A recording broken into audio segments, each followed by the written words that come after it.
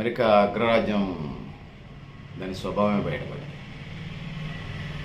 ఇప్పుడు Latin America దేశాల మీద అమెరికా 700 సార్లు దాడులు చేసింది, బాంబింగ్ చేసింది, ప్రజలను చంపింది, అధ్యక్షుల్ని అరెస్టులు చేసింది, కేసులు పెట్టింది, పన్నులు పెంచింది, టాక్సేషన్ పెంచింది, థ్రెట్లు చేసింది, అన్నీ చేసింది.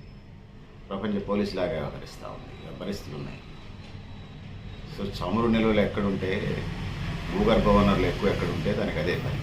అనేక సంవత్సరాలుగా అమెరికా కథ అదే. అదృష్టం దురదృష్టం మన దగ్గర గ్యాస్ నిక్షేపాలు లేకపోవడం వల్ల బతికిపోయాం. లేకపోతే దరిద్రాలన్నీ మన మీద పడబడాయి. ఆ దరిద్రాలు ఖనిజాల పేరుతో ప్రకృతి వనరులను తరలించకపోవటం అమెరికాకి పెట్టింది పేరు. విలువైన వనరులు, ఖనిజాలు, ప్రకృతి వనరులు దోపిడీ చేయటమే అమెరికాకి వస్తున్నటువంటి ఆనవాయితీ. దాని నరనరాల్లో అదే కార్యక్రమం ఉంది. ఇది ఆ ప్రపంచానికి అందరికీ తెలిసిన విషయమే. జీవాయుధాలు తయారు చేస్తుందని ఇరాక్తో యుద్ధం చేసి అక్కడ సద్దాం హుసేన్ ప్రభుత్వాన్ని పడగొట్టింది. దాని తర్వాత లిబియా మీద దాడి చేసింది. కల్నల్ గదాఫీ ప్రభుత్వాన్ని కూడగొట్టింది. ఇజ్రాయెల్కు అన్ని విధాలా సహకరించి పాలిస్తాన్ గాజా మీద దాడులు చేయించింది. రష్యాను ఒంటరి చేయడానికి ఉక్రెయిన్కి మద్దతు ఇచ్చింది, సైనిక సహకారం అందిస్తూ. సో ఇట్లా కోకొల్లలు ఇరాన్పై దాడులు చేసి దాదాపు కోలుకోలేని దెబ్బతీసింది. కొలంబియా, గ్రీన్లాండ్, మెక్సికో, క్యూబా మీద దాడులు తప్పవంటూ హెచ్చరికలు జారీ చేస్తూ ఉంది. సో ఇది పరిస్థితి. ఆ దేశ అధ్యక్షులు ఇప్పటికే స్పందిస్తూ ఉన్నారు. ఇక ఇప్పటికే క్యూబా మీద అనేక సార్లు దాడులు జరిపినటువంటి నేపథ్యం మనం చూసినాం. దాని ఎజెండా ఒకటే అమెరికాది. ప్రపంచంలో ఉన్నటువంటి ఖనిజ వనరులు, సముద్ర నిల్వలు, భూగర్భ వనరులన్నీ దోసుకోవడం ఎజెండా.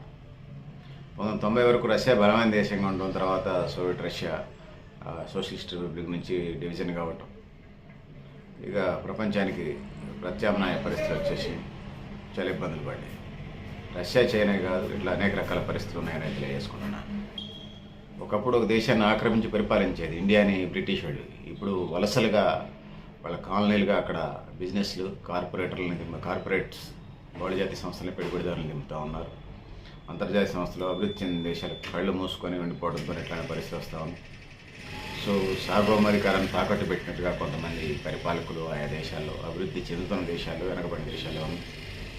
సో అగ్రదేశాలకు చెక్కుపెట్టాల్సిన అవసరం ఉంది. అలేని దేశాలు, G20 దేశాలు, ఆఫ్రికన్ దేశాలు, అభివృద్ధి చెందుతున్న దేశాలు, SCO దేశాలు ఒకటిగా నిలబడి, ముఖ్యంగా అమెరికా సామ్రాజ్యవాదమే కాదు, వలస విధానాలకి సామ్రాజ్యవాద విధానాన్ని ఎండగట్టాల్సినటువంటి అవసరం ఉంది.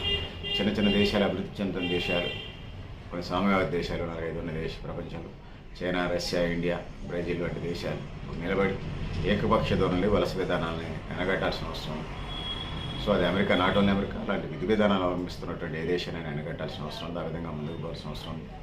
ఐక్యరాజ్య సమితి ఎన్నిదన్నుగా దీనికి నిలబడాలి. ఏకద్రోహ ప్రపంచం అవతరిస్తుంది అనే కళ్ళగంటున్నట్టు అమెరికాని మనం గమనించాల్సిన అవసరం ఉంది. అగ్రదేశాన్ని అభివృద్ధి చేయాల్సిన అవసరం ఉంది. అంతర్జాతీయ సంస్థలు కూడా ఖచ్చితంగా పనిచేయాలి. Print media, electronic media, digital media, social మీడియాలు ఖచ్చితంగా పనిచేయాలి.